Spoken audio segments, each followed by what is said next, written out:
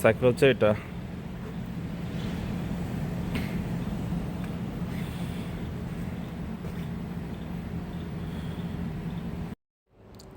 আমার আগের সাইকেলটা চুরি করে নিয়ে গেছে।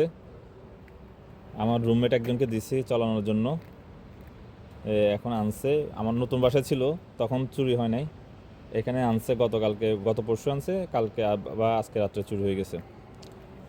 আমার নতুনটা সাইকেল, এটার তালাটা ভালো, এই কারণে এটা চুরি করতে পারে নাই। আর ওইটা চুরি করে নিয়ে গেছে। এই আমার বাসা, বাসার সামনে থেকে চুরি করে নিয়ে গেছে সাইকেল। এদেশে সবচেয়ে বেশি চুরি হয় সাইকেল।